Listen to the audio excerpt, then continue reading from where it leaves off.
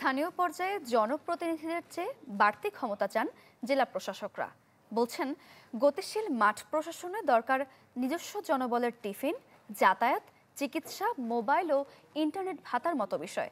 নিরবচ্ছিন্ন সেবার কথা বলা হলেও আদতে পিছিয়ে গেছে জনগণের সেবা বাড়ানোর পদক্ষেপ। জেলা প্রশাসক সম্মেলনের বাছাই করা প্রস্তাবনাগুলো কার্যবিবরণীতে অন্তর্ভুক্ত করেছে মন্ত্রিপরিষদ বিভাগ, যা এখন বাস্তবায়নের জন্য পাঠানো হবে বিভিন্ন দপ্তরে। ইমদাদ হকের রিপোর্ট।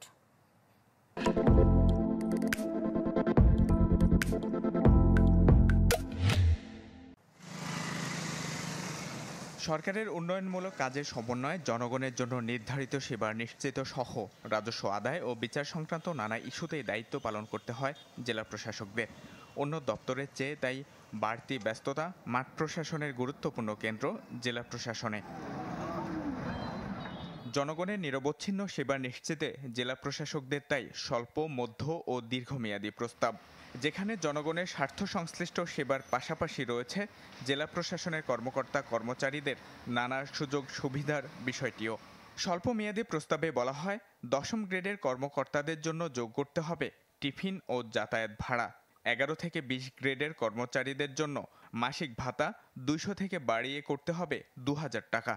তাদের যে বাসভবন থাকে, এটা কিন্তু অনেক বড়, রাষ্ট্রের অনেক বড় এক্সপেন্ডিচার সেখানে থাকে।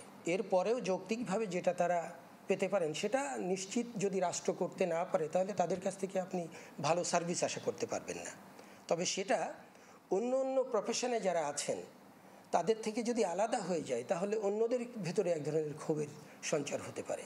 সব স্তরের জনবলের সন্তানের শিক্ষা ভাতা করতে হবে 2000 টাকা। রয়েছে 5000 টাকা চিকিৎসা ভাতা, রেশন, ঝুঁকি, মোবাইল ও ইন্টারনেট ভাতা চালুর প্রস্তাব।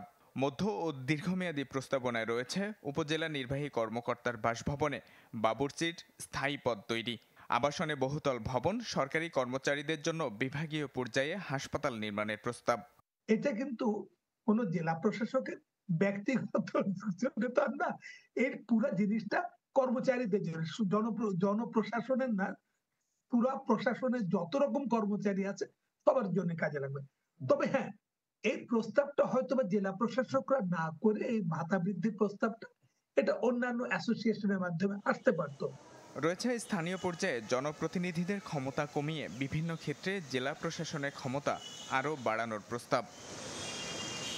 মাঠ প্রশাসনে সরকারি সেবার বেশিরভাগই দেওয়া হয় জেলা প্রশাসকদের মাধ্যমে, কিন্তু এই জেলা প্রশাসকরা মাঠ প্রশাসনের কাণ্ডারি হিসেবে যখন জনগণকে উপেক্ষিত করে নিজেদের বাড়তি সুযোগ সুবিধা আদায়ে মনোযোগী হন, তখন বঞ্চিত হয় জনগণ, বিতর্কিত হয় সরকার। ইমদাদ হক, চ্যানেল 24, ঢাকা।